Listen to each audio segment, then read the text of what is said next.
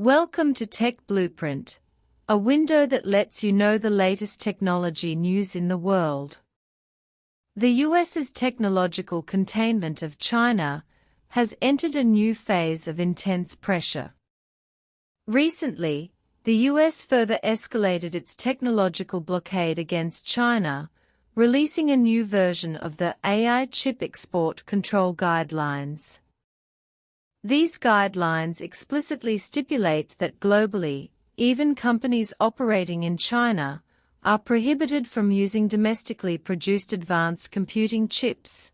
Simultaneously, they require global manufacturers, including those operating in China, to refrain from supplying China with advanced computing chips they manufacture.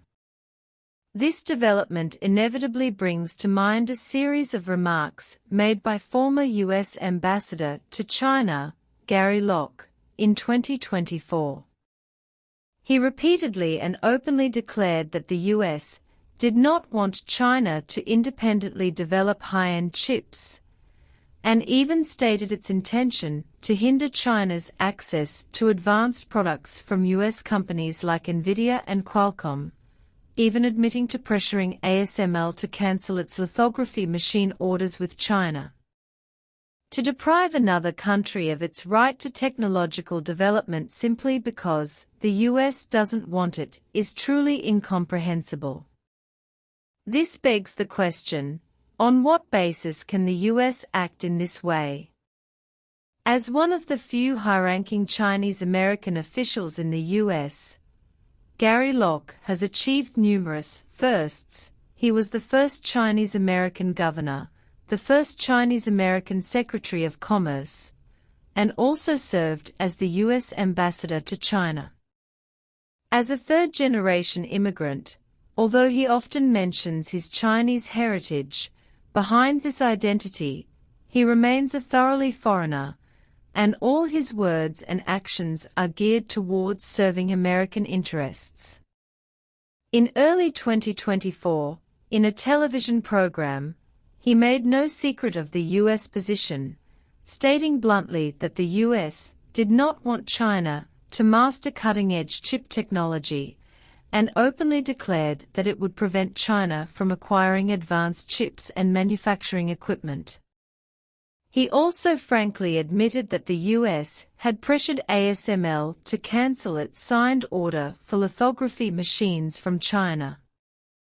These remarks undoubtedly added a straightforward commentary to the U.S.'s long-standing strategy of containing China's chip industry.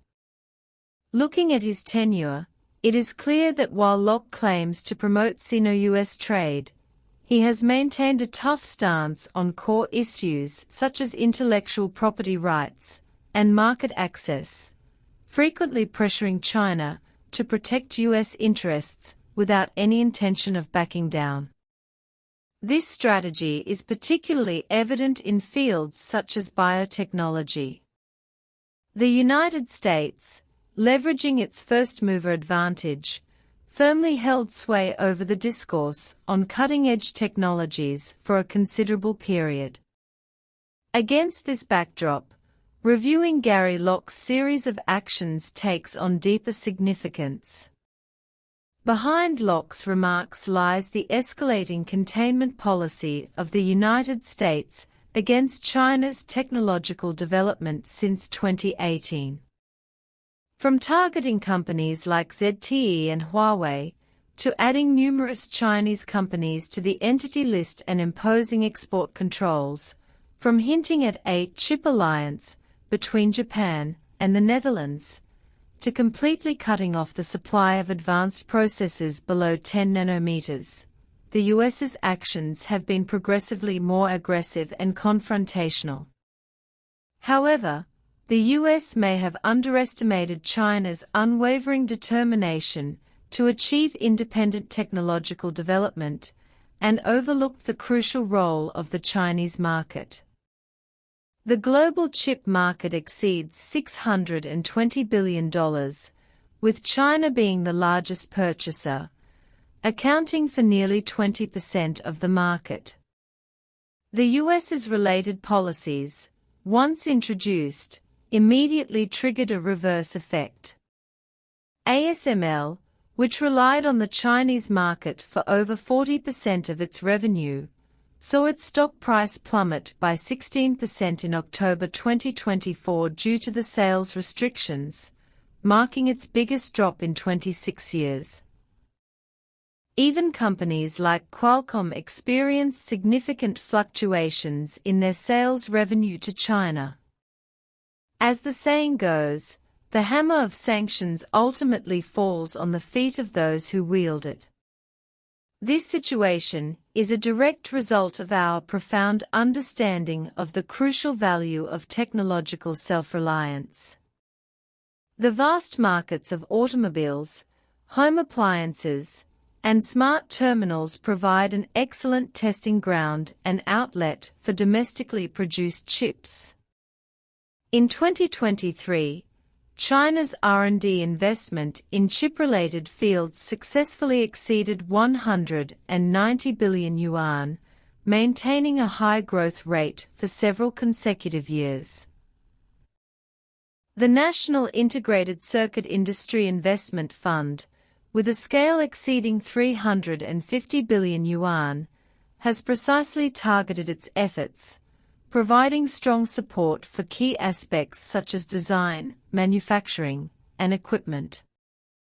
At the policy level, priority is being given to the use of domestically produced chips in key sectors such as communications, automobiles, and industrial control, thereby driving the coordinated development of the entire industry chain, from materials and equipment to design, manufacturing, and packaging and testing.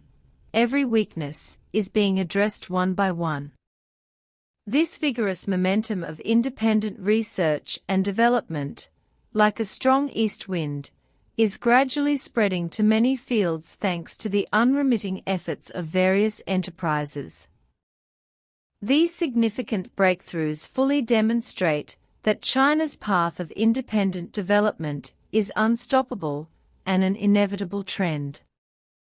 However, across the ocean, Gary Locke's situation is becoming increasingly awkward.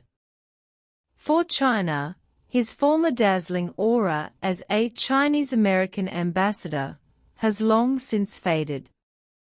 On the one hand, he suppresses Chinese companies, and on the other hand, he attempts to seek benefits in China.